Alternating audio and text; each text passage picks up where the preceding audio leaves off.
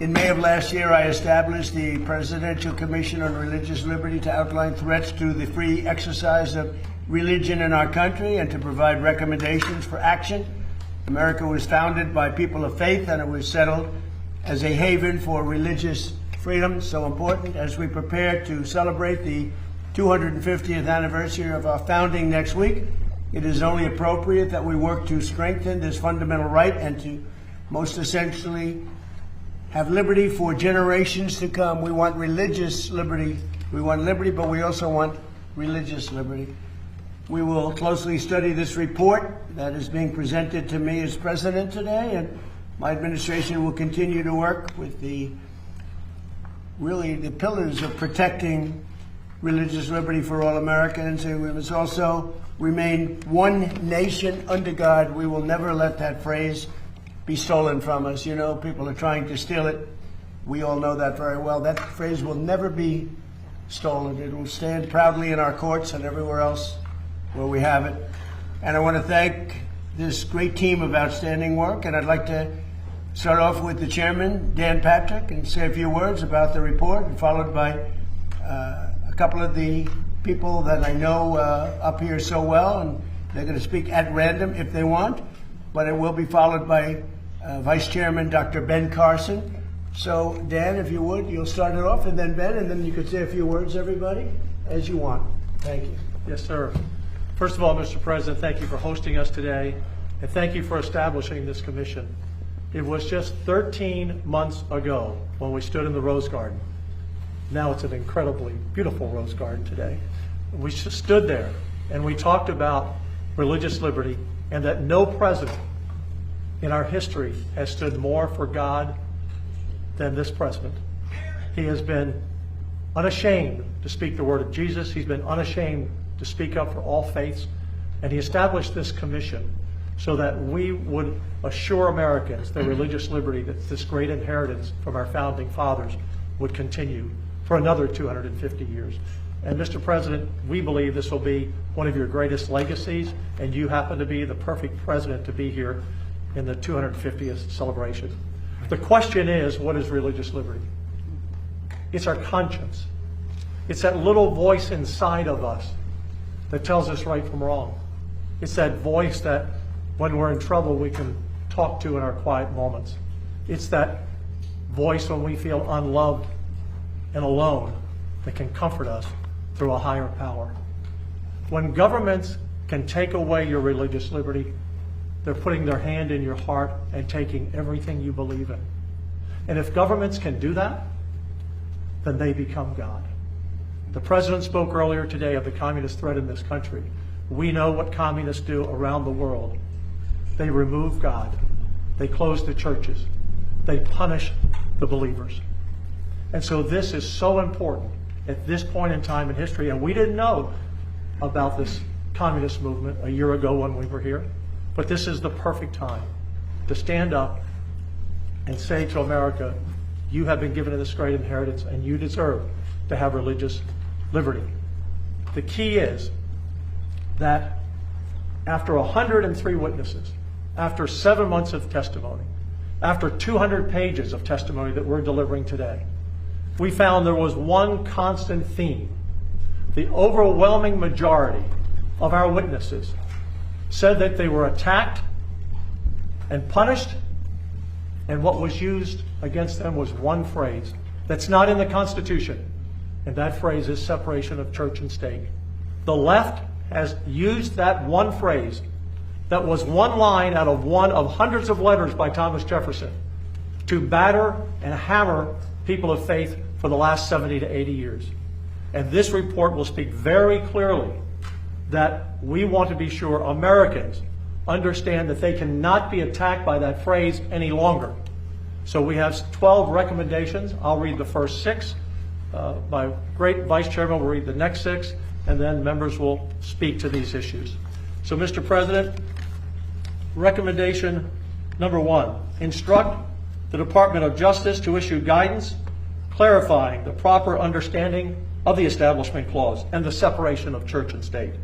Number 2, the Department of Justice, the Department of Health and Human Services, the Equal Employment Opportunity Commission shall issue Know Your Rights posters for students, parents, public teachers, administrators, religious leaders, religious institutions, healthcare workers, and military service members. Ben Carson, I'll let you finish with the remaining 7. 6. Go ahead. Combat anti-Semitism through enforcement of civil rights laws, litigation of credible allegations of anti-Semitic discrimination and violence, and civic education. Protect religious Americans from government-led litigation targeting their free exercise. Repeal the Johnson Amendment. Order the Department of War to streamline and improve the religious accommodation process. Continue efforts to restore the retirement or re-enlistment eligibility of service members who lost employment, health insurance, pensions, and other benefits because of their religious beliefs about COVID and vaccines. And lastly, honor the courage of religious liberty heroes through creating a Presidential Medal of Religious Liberty and First Freedom Hero Awards to recognize Americans who stand up for religious freedom and play an indispensable role in protecting citizens' constitutional rights. And Mr. President, we just want to thank you, first of all, for appointing us to this commission, and secondly, for your steadfast dedication to religious liberty. I don't think anybody has done as much as you have, maybe not everybody else put together. And some people in the beginning thought it was just fake, it was just politics, but you've been steadfast throughout the whole thing. And it's a big part of America. Our founding document says that our rights come from our Creator and not from government. And people who try to divorce us from that heritage, do they realize that that's in our founding document? Do they realize that our Pledge of Allegiance says we are one nation under God? Do they realize that many courtrooms in the land on the wall it says in God we trust? That every coin in their pocket, every bill in their wallet says in God we trust? So if it's in all those places, but we're not supposed to talk about it, maybe we need to see a psychiatrist. Thank you. Other members? Would anybody like to say anything? Anybody? Dr. Phil? Mr. President, I want to underline that this wasn't a performative commission. I remember walking in there, the Attorney General's there, I walk in the next one, the President of the United States is there, seeing what's going on with the commission. And what stuck out at me, for me, is how many Americans showed up saying that they were persecuted in healthcare, military, education, different walks of life for living their faith and standing up for their faith. It's not just the liberty to choose which house of worship they want. It's actually getting into their daily life, and they're being persecuted in their jobs, in their professions. And that's where the fight for liberty is actually showing up. And they're having the courage to come and talk about that. They can't show a cross on their desk at school. They can't refuse a vaccine because it's against their religion. And they're having the courage to stand up for that, and President Trump is backing them all the way. And this commission is making it all transparent. And I'm just very honored to have been part of that. Thank you very much, Phil. Appreciate your support. You're a great gentleman. Thank you. Anybody? Yep. Mr. President, just thank you for creating this commission. As we celebrate the 250th, we're reminded that we're created equal, we're endowed by our Creator with inalienable rights, that the right to religious freedom for the founders is because of duties to the Creator. What we heard over and over during our commission hearings were people who thought that the Creator should be banished from the public square, that the Establishment Clause meant that religion had to be kept in a closet. We saw over and over again students being told they can form a club, but not if it's a religious club. They can speak at commencement, but not if they mention God. Parents can get vouchers, but not if they use it at a religious school. Over and over again, double standards where religious Americans were victimized. And then we saw unjust ideologies, particularly trans ideology, where parents were told we're going to secretly transition your kids. Medical doctors were told if you blow the whistle on this, we're going to harass you, over and over again. The recommendation that I really want to encourage you to make prominent is the last one that Dr. Carson read. Who a community celebrates shows what a community values. And we should be celebrating the heroes of religious liberty. Over and over again, we saw men and women who were victimized, and then they fought back, and they won. And we should celebrate those heroes. Thank you very much. Thank you. Mr. President, I'll just add first how grateful I am for the privilege of serving on this commission and for being given the opportunity to work for the religious liberty of all Americans. Dr. Carson, as part of the recommendations of this commission, mentioned fighting against anti-Semitism, fighting against Jew hatred. And of course, your administration has been so incredible in the way that it's worked on this issue. I'll be heading back now for Shabbat to New York. As you know, the Jewish community there faces a lot of threats, and it's a scary time in New York right now. Serious threats. Very serious threats, as you mentioned in your speech today. And I, for one, am profoundly grateful for your leadership on this matter and the incredible leadership of the Justice Department on this matter and of the entire administration. Thank you. Thank you Very much. Thank you very much. I appreciate it. This is the report. It was just presented to me by the group. Beautiful. And you'll all get a copy of this during the day.